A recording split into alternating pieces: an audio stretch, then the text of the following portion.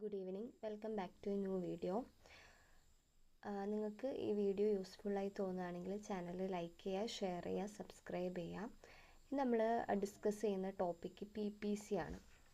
12th സ്റ്റാൻഡേർഡിൽ എക്കണോമിക്സിൽ വരുന്ന ടോപ്പിക്കാണ് PPC. നമുക്ക് നോക്കാം എന്താണ് PPC.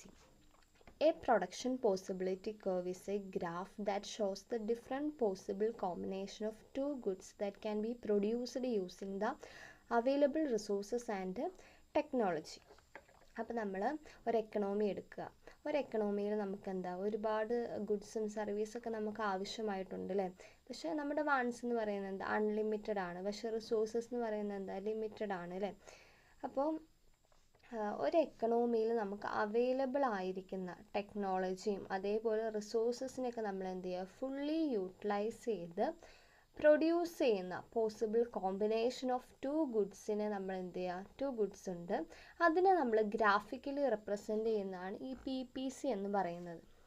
PPC എന്ന് പറഞ്ഞാൽ ഡൗൺവേർഡ് സ്ലോപ്പിംഗ് കർവാണ്. PPC is also known as PPF, means production possibility frontier അല്ലെങ്കിൽ ട്രാൻസ്ഫർമേഷൻ കർവ് എന്നൊക്കെ ഈ PPC അറിയപ്പെടുന്നുണ്ട്. PPF അല്ലെങ്കിൽ ട്രാൻസ്ഫോർമേഷൻ കർവ് എന്നൊക്കെ PPC അറിയപ്പെടുന്നുണ്ട്.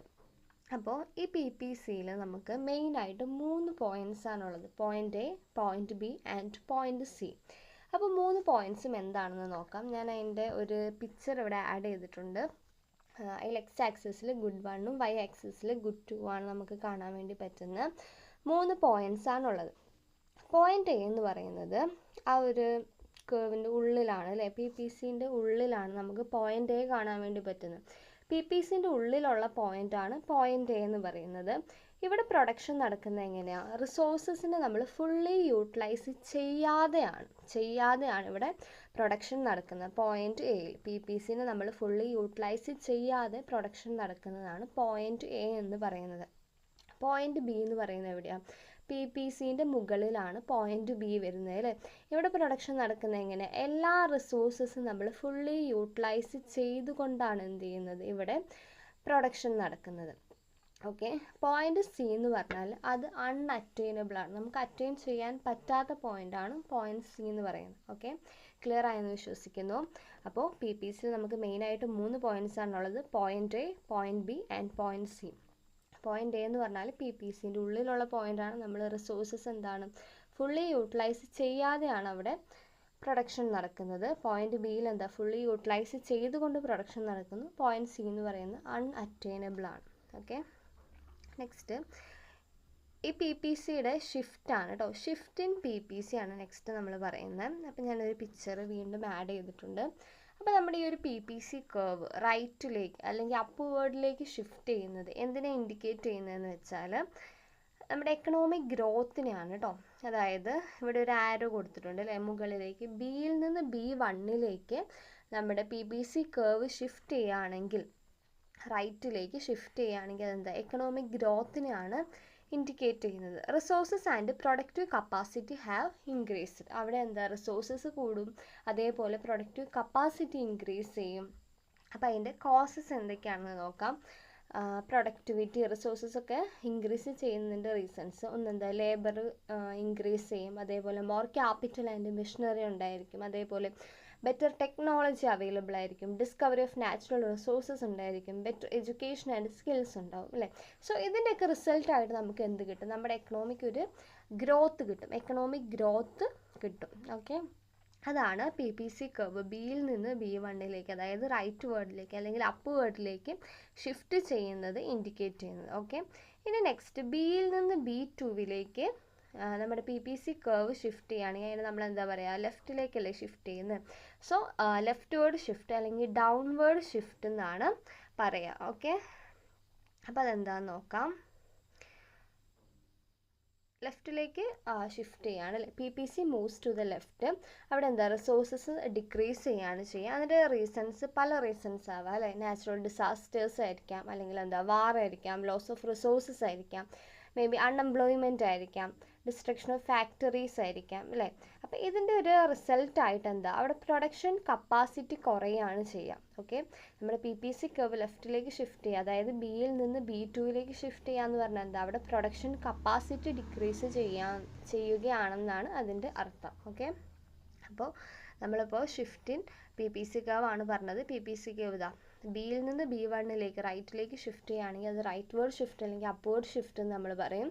ബിയിൽ നിന്ന് B2ലേക്കാണ് ഷിഫ്റ്റ് ചെയ്യുന്നതെങ്കിൽ അതിന് നമ്മൾ എന്താ പറയുക, ലെഫ്റ്റ് വേർഡ് ഷിഫ്റ്റ് അല്ലെങ്കിൽ ഡൗൺവേർഡ് ഷിഫ്റ്റ് എന്നാണ് പറയുക. ഓക്കെ, നെക്സ്റ്റ് ഇന്ന് നമ്മൾ പറയുന്നത് ഷേപ്പ് ഓഫ് PPC ആണ്.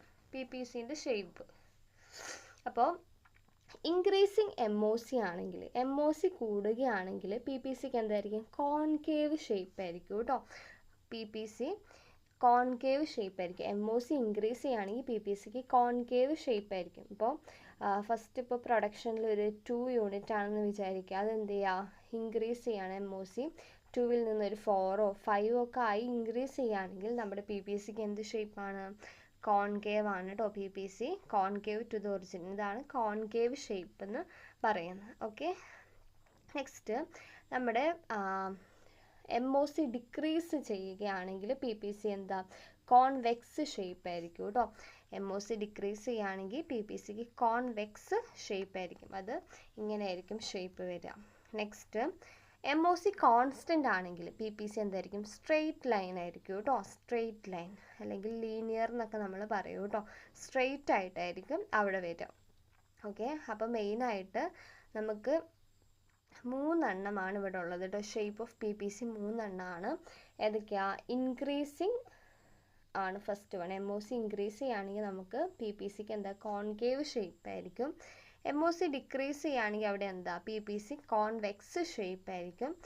MOC കോൺസ്റ്റൻ്റ് ആണെങ്കിൽ സ്ട്രെയിറ്റ് ലൈൻ ആയിരിക്കും PPCക്ക്. ഓക്കെ, നെക്സ്റ്റ് നമ്മൾ പറയാൻ പോകുന്നത് എങ്ങനെയാണ് നമ്മളൊരു PPC ഷെഡ്യൂൾ വരയ്ക്കുന്നതെന്നാണ് നെക്സ്റ്റ് പറയാൻ പോകുന്നത് കേട്ടോ. അപ്പോൾ നമുക്ക് നോക്കാം. നമുക്കൊരു ഡാറ്റ ഇവിടെ തന്നിട്ടുണ്ട് അല്ലേ, good 1 good 2 തന്നിട്ടുണ്ട്, കുറച്ച് നമ്പേഴ്സും തന്നിട്ടുണ്ട്. അപ്പോൾ നമുക്ക് എങ്ങനെ അത് PPC ഷെഡ്യൂളിലേക്ക് വരയ്ക്കാമെന്ന് നോക്കാം. അപ്പോൾ നമ്മൾ എന്ത് ചെയ്യാം, X ആക്സിസിൽ good 1ഉം Y ആക്സിസിൽ എന്താ good 2ഉമാണ് കൊടുത്തേക്കുന്നത്. അപ്പോൾ good 1 നമുക്കിവിടെ നമ്പേഴ്സ് കൊടുത്തിട്ടുണ്ട്, 0 1 2 3 4 അങ്ങനെ കൊടുത്തിട്ടുണ്ട്. നമ്മൾ എന്ത് ചെയ്യുക, ഡയറക്റ്റ് X ആക്സിസിൽ 1 2 3 4 5 അങ്ങനെ എഴുതുക.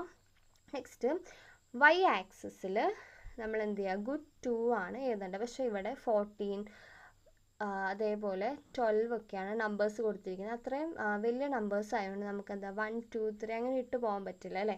സോ നമ്മൾ എന്ത് ചെയ്യുക, നമുക്ക് 2 4 6 അങ്ങനെ വേണമെങ്കിൽ കൊടുക്കാം, അല്ലെങ്കിൽ 3 6 9 അങ്ങനെ കൊടുക്കാം, 4 8 12 അങ്ങനെ വേണമെങ്കിലും കൊടുക്കാം.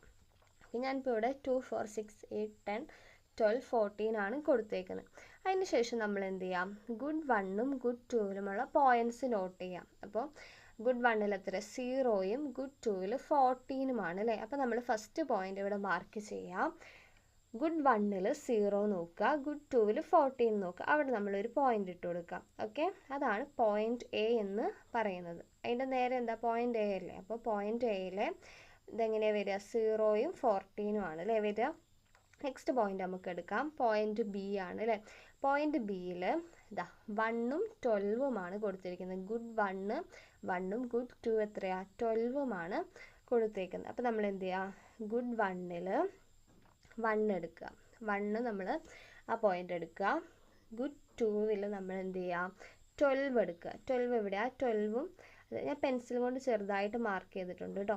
അപ്പോൾ 1ഉം 12ഉം നമ്മൾ നോക്കുമ്പോൾ നമുക്ക് ഏറെക്കുറെ പോയിൻ്റ് വരും എവിടെയാണ്, ഞാൻ ആ സ്റ്റാർ ഇട്ടടുത്താണ്. അപ്പോൾ അവിടെയാണ് എന്ത്, B എന്ന് പറയുന്ന പോയിൻ്റ് വരും. അവിടെ നമുക്ക് വാല്യൂസ് 1ഉം 12ഉമാണ് കിട്ടുക. അതേപോലെ പോയിൻ്റ് C നോക്കുക, നമ്മുടെ ഡാറ്റയിൽ C എത്ര, 2ഉം 9ഉമാണ് അല്ലേ. സോ ഞാൻ എന്ത് ചെയ്യും, 2ഉം അതേപോലെ 9, ആ 8ൻ്റെയും 10ൻ്റെ ഇടയിലായിരിക്കും 9 വരിക. സോ അവിടെ നമ്മളൊരു പോയിൻ്റ് ഇട്ട് കൊടുത്തു.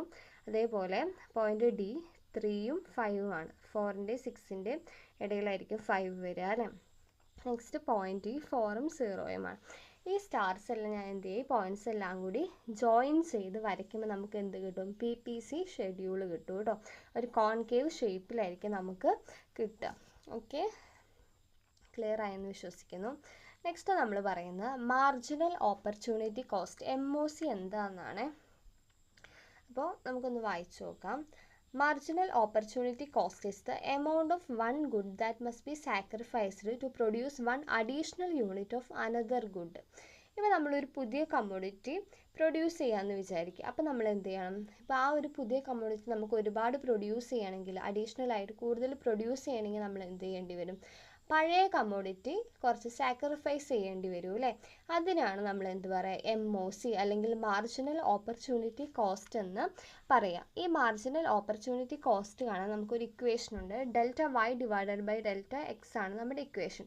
Delta Y means change in good Y ആണ്, delta X means change in good X ആണ്. ഓക്കെ, അപ്പോൾ വൈയിൽ വരുന്ന ചേഞ്ചിനെയാണ് നമ്മൾ എന്ത് പറയുക? ഡെൽറ്റ വൈ എന്ന് പറയുക. ഡെൽറ്റ എക്സ് എന്ന് പറഞ്ഞാൽ എന്താ? ഗുഡ് എക്സിൽ വരുന്ന ചേഞ്ചിനെയാണ് ഡെൽറ്റ എക്സ് എന്ന് പറയുക. ഡെൽറ്റ മീൻസ് എന്താ? ചേഞ്ച് ആണ് കേട്ടോ ഇൻഡിക്കേറ്റ് ചെയ്യുന്നത്. ഡെൽറ്റ മീൻസ് ചേഞ്ച് ആണ്. അപ്പം നമ്മളൊരു പുതിയ കമ്മോഡിറ്റി പ്രൊഡ്യൂസ് ചെയ്യുമ്പോൾ നമുക്ക് പഴയ കമ്മോഡിറ്റി എന്ത് ചെയ്യും? സാക്രിഫൈസ് ചെയ്യേണ്ടി വരും. അതിനാണ് നമ്മൾ MOC എന്ന് പറയുക. അത് കാൽക്കുലേറ്റ് ചെയ്യാനുള്ള ഇക്വേഷനാണ് delta Y divided by delta X. Okay, delta means change ആണ്. ഇനി എങ്ങനെയാണ് നമ്മൾ കാൽക്കുലേറ്റ് ചെയ്യുക MOC? അപ്പോൾ നമുക്ക് നോക്കാം. നമുക്കിവിടെ ഒരു ഡാറ്റ കൊടുത്തിട്ടുണ്ട് അല്ലേ? എക്സും വൈയും കൊടുത്തിട്ടുണ്ട്, വാല്യൂസ് കൊടുത്തിട്ടുണ്ട്. 0, 1, 2, 3 കൊടുത്തിട്ടുണ്ട്. വൈയിൽ വാല്യൂസ് കൊടുത്തിട്ടുണ്ട്. 10,000, 9,000, 7,500, 5,500 ആണ്. നമ്മൾ എങ്ങനെ MOC കാൽക്കുലേറ്റ് ചെയ്യുന്നത് നമുക്ക് നോക്കാം. അപ്പോൾ ഈ ഫസ്റ്റ് വാല്യൂ എടുക്കുക, 0, 10,000. അതിൽ MOC നമുക്ക് എന്ത് ചെയ്യാം? കാൽക്കുലേറ്റ് ചെയ്യാൻ വേണ്ടി പറ്റില്ല. അവിടെ നമ്മൾ എന്ത് ചെയ്യുക? ബ്ലാങ്ക് ആക്കി ഇട്ട് കൊടുക്കാം. ഓക്കെ, നെക്സ്റ്റ് എടുക്കാം. നമുക്ക് 1ഉം 9,000 ആണ് അല്ലേ? നമ്മൾ ഈ 1ഉം 9,000 എടുക്കുമ്പോൾ ഈ 1ൻ്റെ തൊട്ട് മേലത്തെ നോക്കുക 0 ആണ് അല്ലേ? 0യിൽ നിന്ന് നമ്മൾ എത്ര ആഡ് ചെയ്യുമ്പോഴാണ്? +1 ചെയ്യുമ്പോഴാണ് നമുക്ക് 1 കിട്ടുക അല്ലേ? അപ്പോൾ നമ്മൾ എന്ത് ചെയ്യുക? +1 ഞാൻ അവിടെ ഇട്ട് കൊടുത്തിട്ടുണ്ട്. നെക്സ്റ്റ് 10,000 ആണ്. 10,000ഉം ഈ 9,000ഉം തമ്മിലുള്ള ഡിഫറൻസ് എത്രയാണ്? 1,000 ആണ് അല്ലേ? സോ നമ്മളിവിടെ MOC കാൽക്കുലേറ്റ് ചെയ്യുക. Delta Y divided by delta X ആണ് അല്ലേ? സോ നമ്മൾ 1000 ഡിവൈഡഡ് ബൈ 1 ചെയ്യുമ്പോൾ നമുക്ക് എത്ര കിട്ടുക? 1000 തന്നെയാണ് കിട്ടുക. സോ നമ്മുടെ MOC എന്ന് പറയുന്നത് 1000 ആണ്. ഓക്കെ, ഇനി നമ്മൾ 1ൽ നിന്ന് 2ലേക്കുള്ള ഡിഫറൻസ് എത്ര? 1 ആണ് അല്ലേ? സോ ഞാൻ +1 അവിടെ ഇട്ട് കൊടുത്തിട്ടുണ്ട്. 9,000ഉം 7,500ഉം തമ്മിലുള്ള ഡിഫറൻസ് എത്രയാണ്? 1,500 ആണ് അല്ലേ? സോ MOC കാൽക്കുലേറ്റ് ചെയ്യാൻ delta Y divided by delta X നമ്മൾ ചെയ്യുമ്പോൾ 1,500 divided by 1 is equal to 1,500 തന്നെയാണ് നമുക്ക് ആൻസറായിട്ട് കിട്ടുക. ഓക്കെ, ഇനി നമ്മൾ 5,500ഉം 7,500ഉം തമ്മിലുള്ള ഡിഫറൻസ് എത്ര? 2,000 ആണ് അല്ലേ? സോ 2ഉം 3ഉം തമ്മിലുള്ള 2ൽ നിന്ന് എന്താ? പ്ലസ് നമ്മൾ 1 ചെയ്യുമ്പോഴാണ് നമുക്ക് 3 കിട്ടുക. സോ MOC കാണാൻ നമ്മൾ എന്ത് ചെയ്യുക? Delta Y divided by delta X ചെയ്യുക. അതായത് 2,000, അതായത് ആ ഡിഫറൻസ് ആണ് കേട്ടോ എടുക്കേണ്ടത്. 2,000 ഡിവൈഡഡ് ബൈ 1 നമ്മൾ ചെയ്യുമ്പോൾ നമുക്ക് 2,000 കിട്ടും. ഇവിടെ +1 എന്നല്ലേ കൊടുത്തേക്കുന്നത്. സോ നമ്മൾ ഈ ഡിഫറൻസ് നോക്കുക. +1 ചെയ്യുമ്പോൾ നമുക്ക് എന്ത് ചെയ്യുക? ആ സെയിം വാല്യൂ തന്നെ ആയിരിക്കും MOC ആയിട്ട് കിട്ടുക. ഓക്കെ, ഇപ്പോൾ 1000 ആണ് നമുക്ക് ആ ഒരു ഡിഫറൻസ് എടുക്കുമ്പോൾ കിട്ടുക. 1000, 1,500, 2,000 ആണ് അല്ലേ? നമ്മൾ ഡിവൈഡഡ് ബൈ 1 ചെയ്യുമ്പോൾ നമുക്ക് എന്താ? സെയിം വാല്യൂ തന്നെ ആയിരിക്കും കിട്ടുക. ഓക്കെ, അപ്പോൾ ഇങ്ങനെയാണ് നമ്മൾ MOC കാൽക്കുലേറ്റ് ചെയ്യുന്നത്. ഓക്കെ, ഇനി നെക്സ്റ്റ് നമുക്ക് എന്തൊക്കെയാണ് ഡിസ്കസ് ചെയ്തതെന്ന് ഒന്നും കൂടി ഒന്ന് റിവൈസ് ചെയ്യാം. ഫസ്റ്റ് നമ്മൾ PPC എന്താണെന്നാണ് പറഞ്ഞത്. നമുക്കൊരു എക്കണോമിയിൽ അവൈലബിൾ ആയ ടെക്നോളജി റിസോഴ്സസ് ഒക്കെ ഫുള്ളി യൂട്ടിലൈസ് ചെയ്ത് നമ്മൾ പ്രൊഡ്യൂസ് ചെയ്യുന്ന കോമ്പിനേഷൻ ഓഫ് 2 ഗുഡ്സിനെ നമ്മൾ ഗ്രാഫിക്കലി റെപ്രസെൻറ്റ് ചെയ്യുന്നതിനാണ് നമ്മൾ എന്ത് പറയുക? PPC എന്ന് പറയാം. പിന്നെ PPCക്ക് 3 പോയിൻറ്റ്സ് ആണുള്ളത്. പോയിൻറ്റ് A, B, C അതെന്താണെന്ന് നമ്മൾ പറഞ്ഞു അല്ലേ? പിന്നെ PPC ഷിഫ്റ്റ് ചെയ്യുന്നത് നമ്മൾ പറഞ്ഞു റൈറ്റ് വേർഡിലേക്ക് ലെഫ്റ്റ് വേർഡിലേക്ക് ഷിഫ്റ്റ് ചെയ്യും. അങ്ങനെ 2 ടൈപ്സ് ഓഫ് ഷിഫ്റ്റ് ആണുള്ളത്. അത് ഡിസ്കസ് ചെയ്തു. അതേപോലെ shape of PPC increasing MOC അതെന്തിനാ? PPC കോൺകേവ് ഷേപ്പ് ആയിരിക്കും.